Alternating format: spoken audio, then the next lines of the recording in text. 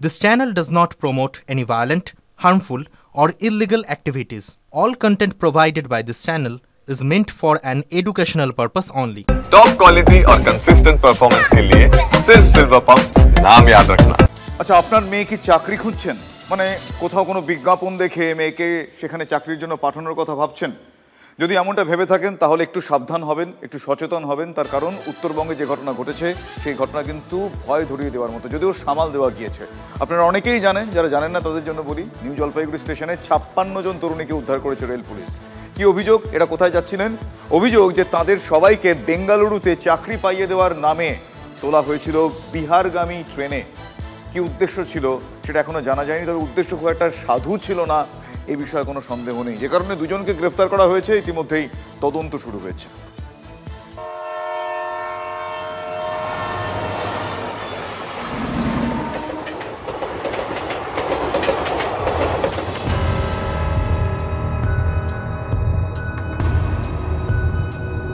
বেঁচে গেলাম, মেয়েদের একটা জীবন দান, না তো বা ওরা নিয়ে গিয়ে কোথায় না কোথায় পাঠাইতো, হয়তো আমাদের তো কোনো ডকুমেন্ট দেয়নি না। বাজারে চাকরির আকাল, নারী পাচারে তাই চাকরির টোপ। সোমবার রাতে নিউ জলপাইগুড়ি স্টেশনে একসঙ্গে 56 জন তরুণীর উদ্ধার হওয়ার ঘটনা এই প্রশ্নটাই জোরালোভাবে তুলে দিল। জানা গেছে সবারই বাড়ি উত্তরবঙ্গের বিভিন্ন জেলায়। বেঙ্গালুরুতে নামী বেসরকারি সংস্থায় কাজ পাইয়ে দেওয়ার নামে ওই 56 জনকে শিলিগুড়িতে রেখে 3 মাসের প্রশিক্ষণ দেওয়া হয়। অভিভাবক ও প্রশাসনের সন্দেহ এড়াতে সেটাই কি ছিল ফন্দি? হোস্টেল থেকে মানে ফোন করেছিল যে এটা সরকারি অনুযায়ী একটা ছাড় দিচ্ছে, 3 মাস ট্রেনিং কোচিং করতে হবে, বিনা পয়সায় খাওয়া দাওয়া দিবে ওরা, তারপরে ওরা কাজ দিবে। ব্যাঙ্গালোরের কাছেই তামিলনাড়ুর হুসের বলে একটি জায়গায়, সেখানে এক নিষিদ্ধ পল্লীতে বিক্রি করে দেওয়ার জন্য ফুসলিয়ে নিয়ে যাওয়া হচ্ছিল উত্তরবঙ্গের বিভিন্ন এই চা বালার গ্রামীণ অঞ্চলের প্রত্যন্ত পরিবারগুলোর মেয়েদেরকে। তাদের আস্থা জোগানোর জন্য বা তাদের কাছ থেকে নিজেরা আস্থা পাওয়ার জন্য নকল ট্রেনিং করানো হয়েছিল। ভবেশ পেট্রোল পাম্পের এখানে এদের একটা ট্রেনিং ইনস্টিটিউট মতো আছে, মানে হোটেল ম্যানেজমেন্টের ট্রেনিং দিয়েছে, কিন্তু ওদের নিয়ে যাচ্ছিল ব্যাঙ্গালোরে একটা কোনো মোবাইলের যন্ত্রাংশ তৈরি কারখানা এরকম। সোমবার রাতে নিউ জলপাইগুড়ি থেকে পাটনাগামী ক্যাপিটাল এক্সপ্রেসে তোলা হয় সবাইকে। রেল পুলিশ সূত্রে খবর, টিকিট ছিল না কারো, শুধু কোচ ও বার্থ নাম্বারের স্ট্যাম্প দেওয়া হয়েছিল হাতে। বিহারগামী ট্রেন, কিন্তু চাকরির জন্য সবাইকে বেঙ্গালুরুতে নিয়ে যাওয়া হবে শুনে সন্দেহ গাঢ় হয়। জিতেন্দ্র পাসওয়ান, চন্দ্রিকা নামে 2 অভিযুক্তের নাম জানতে পারে জিআরপি ও আরপিএফ। কিছুক্ষণের মধ্যে এনজেপি স্টেশন থেকে আটক হয় 2 জন। চেপে ধরতেই ধরা পড়ে অসঙ্গতি। সরাসরি জার্নি না করে ব্রেক জার্নির মাধ্যমে নিয়ে যাওয়ার চেষ্টা করা হয়, আর বেছে নেওয়া হয়েছিল 21শে জুলাইকে। সেদিন বিভিন্ন ট্রেনগুলোতে একটি রাজনৈতিক দলের কর্মসূচি থাকায় এমনিতেই ভিড় ছিল।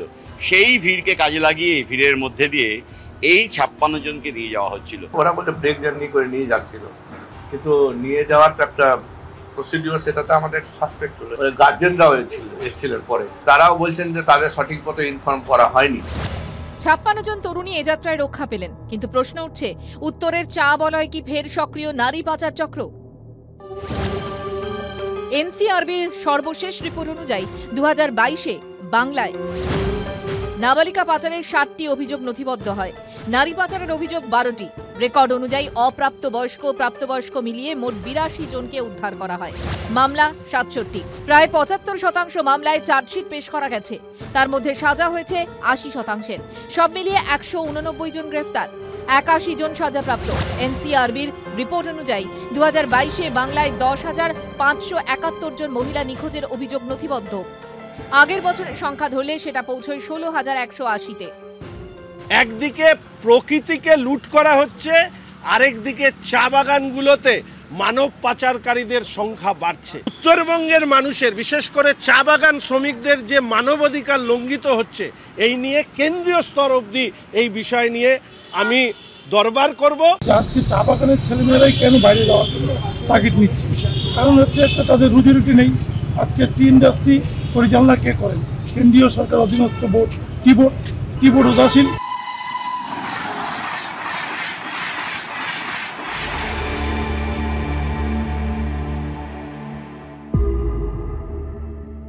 দক্ষিণবঙ্গের সুন্দরবন থেকে উত্তরবঙ্গের চা বলয়, হত দরিদ্র পরিবারের মেয়েদের ভিন রাজ্যে পাচার করার অসংখ্য অভিযোগ অতীতেও উঠেছে। পর্যাপ্ত কাজের সুযোগ না থাকায় সহজ সাদাসিধে মেয়েদের ফুসলে নিয়ে গিয়ে আদিম ব্যবসায় নামানোর তথ্য প্রমাণ নিয়ে অসংখ্য নিউজ প্রিন্ট ও এয়ার টাইম খরচ হয়েছে, কিন্তু কিছুই যে বদলায়নি তা চোখে আঙুল দিয়ে দেখিয়ে দিল উত্তরবঙ্গের এই ঘটনা। প্রসেনজিৎ চৌধুরী, রনি চৌধুরীর রিপোর্ট, TV9 বাংলা। যেখানে স্বাস্থ্য ভালো থাকা দরকার সেখানকার পরিস্থিতি অস্বাস্থ্যকর। একটি হাসপাতালের কথা বলছি। খড়গপুর সদর হাসপাতালের আউটডোর থেকে বিভিন্ন ওয়ার্ডে কুকুর বিড়ালদের অবাধ বিচরণ চলছে। আতঙ্কিত রোগী এবং রোগীর পরিজনেরা। কদিন আগে উত্তরবঙ্গ মেডিকেল কলেজের করিডোরে পড়ে থাকা মৃতদেহ খুবলে খায় কুকুর, এমনই মারাত্মক অভিযোগ উঠেছিল। সেখানে খড়গপুর সদর হাসপাতালে মেডিসিন, মহিলাদের ওয়ার্ডে ঘুরে বেড়াচ্ছে কুকুর বিড়াল। শুধু তাই নয়, রোগীর পরিজনদের জন্য তৈরি হওয়া কমিউনিটি টয়লেট, রেস্টরুম সবই বন্ধ। গাঁটের কড়ি খরচ করে পরিষেবা পেতে হচ্ছে রোগীদের। ক্যাম্পাসের বিভিন্ন জায়গায় এখনো জল জমে রয়েছে, সেই জল পেরিয়ে যাতায়াত করতে হচ্ছে রোগীদের। সব অভিযোগের কথা কার্যত মেনে নিয়েছেন মুখ্য স্বাস্থ্য আধিকারিক। দ্রুত রোগী কল্যাণ সমিতির বৈঠক ডেকে সমস্যা সমাধানের তিনি আশ্বাস দিয়েছেন। রাত্রে 9:30 সময় ভর্তি করলাম পেশেন্ট, এখানে কুকুররা সারা রাত দেখছি ঘরের রুম ভিতর চলে যায়। না মানে আপনারা তো পেশেন্ট পার্টি, আপনাদের ভয় লাগে না যে কুকুর? এখন কি করবে, আমরাও তো এখন যে জীবনটা বাঁচাবার জন্য পড়ে আছি। বাইরে দেখলে বুঝতে হবে যে হসপিটালের ভিতরটা তো আরো নোংরা, বাহারটা আরো বেশি নোংরা পরিবেশ, কোনো ভালো নেই। হাসপাতালের ভেতরে কিছু কুকুর বিড়াল সব শুয়ে আছে। একটু পরে দেখবেন এখানে 10-12টা কুকুর এসে একটু করে ডাক্তার আসছে, কিন্তু ওই যে 10টার জায়গায় 11টা, 11টার জায়গায় 12টা।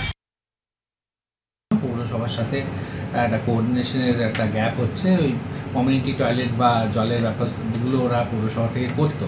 এবারে জানি না, আমাকে খোঁজ নিতে হবে, আমি খোঁজ নিয়ে দেখছি, যা ব্যবস্থা নেওয়া সেটা নেব। ঘুরে বেড়ানোটা পুরোটা তো সিএমএইচ হিসেবে কন্ট্রোল করতে পারবো না, কিন্তু দেখছি আমি ERD দপ্তরের সাথেও কথা বলছি যাতে করে ওদের অন্তত স্টেরিলাইজেশন, ভ্যাকসিনেশন এগুলোর ব্যবস্থা করানো যায়।